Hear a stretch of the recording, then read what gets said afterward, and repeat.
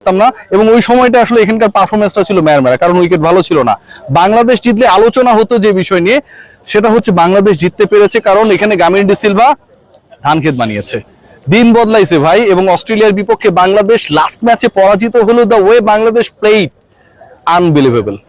শেষের 5 ওভারে বাংলাদেশ যেভাবে 4 উইকেট পেয়েছে, শরীফুল ইসলাম যেভাবে কামব্যাক করেছেন, অস্ট্রেলিয়ার বিপক্ষে ফাইফার মারা, ফাইফারকে ছাড়িয়ে 6 উইকেট নেওয়া, আমার কাছে মনে হয় যে কোনো ক্রিকেটার তিনি যদি পেসার হন, তিনি যখন থেকে এই পেস বোলিং এবং ন্যাশনাল টিম নিয়ে ভাবনা শুরু করবেন, তার মাথায় এই একটা জিনিস কাজ করবে যে আমি আমার লাইফে, আমার ক্যারিয়ারে, আমার লাইফ টাইমে এই অ্যাচিভমেন্টটা করতে চাই।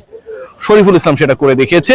বাংলাদেশ অস্ট্রেলিয়া সিরিজ আসলে আমাদেরকে অনেক কিছু দিয়েছে, যেই জিনিসগুলো আসলে দিয়েছে সেই ব্যাপারগুলো একটু আপনাদের সাথে শর্টকাটে আলোচনা করতে চাই। প্রথমে আলোচনা করতে চাই যে নাম্বার 6 ব্যাটার নিয়ে অনেক ডিসকাশন করেছি, কে খেলবে কে খেলবে না। সৌম্য সরকারকে নাম্বার 3 নিয়ে নাম্বার 6 বানানোর চেষ্টা করা হয়েছিল একটা সময় তাওহিদ হৃদয়কে, সেটা নিয়ে দলের মধ্যে অনেক ধরনের ঝামেলা হয়েছে, এবং পরবর্তী সময়ে মোসাদ্দেক হোসেন সৈকত, এবং সৈকত প্রিমিয়ার লিগের পারফরমেন্সকে অনুবাদ করেছেন মিরপুরের 22 গজে।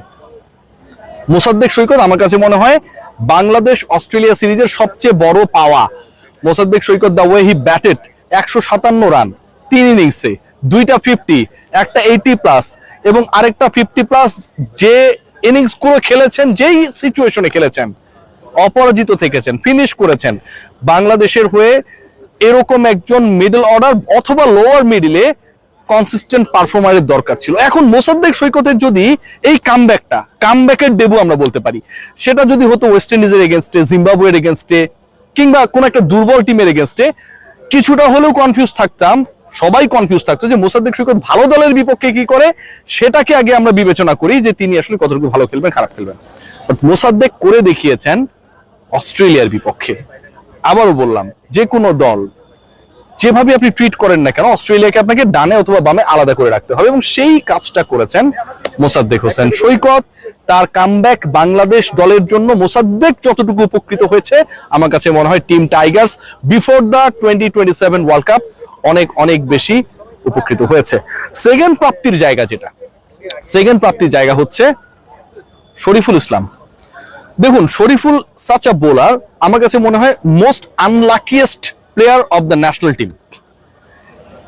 তিনি সুযোগ পান তখন যখন কেউ ইনজোর্ড থাকে, শরীফুল সুযোগ পান তখন যখন কারো ওয়ার্কলোড ম্যানেজ করতে হয়, তখন আমার ওই যে একজন রয়েছেন যে কারো পরিবর্তে, সেটা তাসকিন হতে পারে, সেটা মুস্তাফিজ হতে পারে, নাহিদ রানা হতে পারে, যে কারো পরিবর্তে আমি নামিয়ে দিতে পারি, আমার স্ট্যান্ড বাই একজন রয়েছেন শরীফুলের ক্যারেক্টারটা ন্যাশনাল টিমে এমনটাই হয়ে গেছে।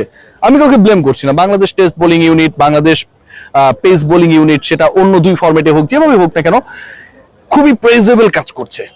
সো শরীফুলের মতো একজন বোলারকে বসে থাকতে হয়, এবং কোন বোলারকে বসে থাকতে হয় খেয়াল করে দেখুন, যিনি অস্ট্রেলিয়ার বিপক্ষে 6 উইকেট নিতে পারেন। শরীফুল ইসলাম আজকে যেভাবে ডেলিভার করেছেন, বাংলাদেশের লাস্ট ম্যাচটায় পরাজিত হওয়ার পরও আগের 2 ম্যাচের অর্জন, এই লাস্ট ম্যাচে হারার পরেও সেই আগের 2 ম্যাচের জয়ের অর্জনের কাছাকাছি আমি মনে করি। কারণ এই টাইপের ম্যাচে এন্ড অফ দ্য ডে কি হয়, এন্ড অফ দ্য ডে আমরা ভাবি যে বাংলাদেশ হেরে যাবে, ঠিক আছে আমরা হ্যাপি, আগের 2 ম্যাচ তো আমরা জিতেছি, ঠিক এরকম চিন্তা ভাবনা করেই দর্শক, সাংবাদিক, সংগঠক, ক্রিকেটার মাঠ ছাড়ে। বাট আজকে তেমনটা হয় নাই। Till the last over Bangladesh ম্যাচে ছিল, এবং এমন একটা মোমেন্টে বাংলাদেশ ম্যাচে ছিল, কেউ বলতে পারছিল না যে আসলে এই ম্যাচে শেষ পর্যন্ত জিতবে কোন দল। শেষ পর্যন্ত বাংলাদেশ হেরে গেছে, কিন্তু the way Bangladesh lost that match, এটা জয়ের থেকে কম কিছু না। এই ম্যাচে প্রাপ্তির জায়গা যদি বলেন, সেটা হচ্ছে পার্টনারশিপ। বাংলাদেশের 2-3টা উইকেট চলে যাওয়া মানে ধুমধাম আরো 4-5টা উইকেট চলে যাওয়া। শ্রীলঙ্কার বিপক্ষে বাংলাদেশ যখন ওয়ানডে সিরিজে খেলেছিল, শ্রীলঙ্কায় গিয়ে ঠিক একই রকম কাহিনী হয়েছিল। বাংলাদেশ দে আর অন দ্য রাইট ট্র্যাক, এবং ওই ট্র্যাক থেকে বাংলাদেশ 9 রানের মধ্যে 6 উইকেট হারিয়েছে। আমি কভার করেছি, এখন আমার স্পেসিফিক ভাবে মনে রয়েছে। এই ঘটনাগুলো পুনরাবৃত্তি হয় নাই। এখন আপনি খেলছেন অস্ট্রেলিয়ার বিপক্ষে, সেখানটাতে এরকম ঘটনা ঘটতেই পারে। বাংলাদেশ সেই ঘটনা ঘটতে দেয়নি, শুরুতে উইকেট হারিয়েছে, একদিন ওপেনিং পার্টনারশিপ ভালোভাবে কাজ করে নাই, বাট বাংলাদেশ হয় সেকেন্ড উইকেটে অথবা থার্ড উইকেটে পার্টনারশিপ গ্রো করেছে। এই যে পার্টনারশিপ গ্রো করা, 2-3টা উইকেট চলে যাওয়া এবং তারপরে আবার কামব্যাক করা, আমার কাছে মনে হয় এটাও একটা বড় অর্জন। প্রতিপক্ষের এগেনস্টে বাংলাদেশ যে 2টা ম্যাচ জিতেছে, একটা রান চেস করেছে, আরেকটায় বাংলাদেশ তার টোটালটাকে ডিফেন্ড করেছে। তার মানে আগে বা পরে যে কোনো সিচুয়েশনে ব্যাট করতে অথবা রান চেস করতে, অথবা তাদের টোটালকে যে স্কোর বোর্ডে যে রানটা পোস্ট করেছে বাংলাদেশ সেটাকে ডিফেন্ড করার ক্ষেত্রে বাংলাদেশ ক্যাপাবল ছিল। এটা কি কম বড় অর্জন?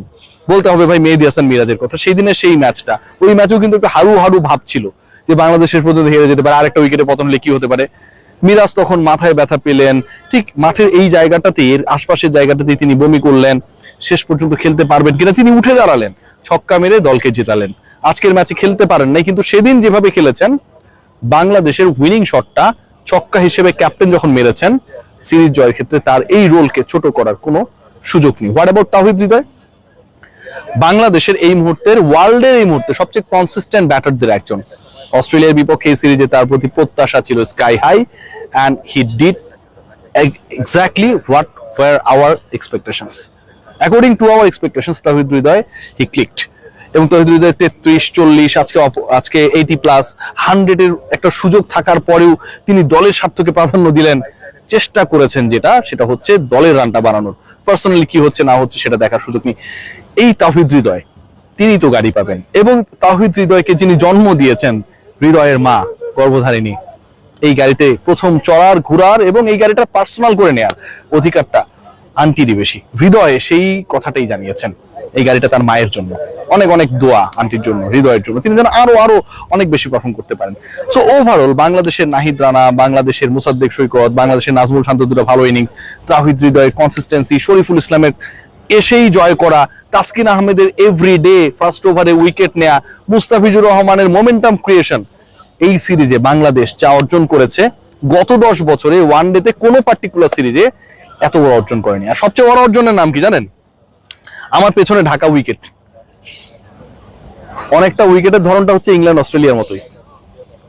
অস্ট্রেলিয়ানরা এখানটা এসে বলেছেন যে বাংলাদেশে এরকম উইকেট আমরা এক্সপেক্ট করি নাই, সাবকন্টিনেন্টে এরকম ডিফারেন্ট উইকেট আমরা এক্সপেক্ট করি নাই। বাংলাদেশ দেখিয়েছে যে প্রতিপক্ষকেই তাদের স্ট্রেংথ নিয়ে হারানো সম্ভব। এই এফোর্টটা যখন আমাদের পঞ্চপাণ্ডব ছিল তখনও টিম টাইগার্স দেন নাই। এখন এটা নিয়ে অনেক আলোচনা হতে পারে, ক্রিকেটাররা চায় নাই, ম্যানেজমেন্ট চায় নাই, গামিনী পারে নাই, different discussion. But Bangladesh sporting উইকেটে অস্ট্রেলিয়াকে হারিয়েছে, বিশাল তৃপ্তির ব্যাপার। সবাই ভালো থাকবেন, take great care, good luck to our team.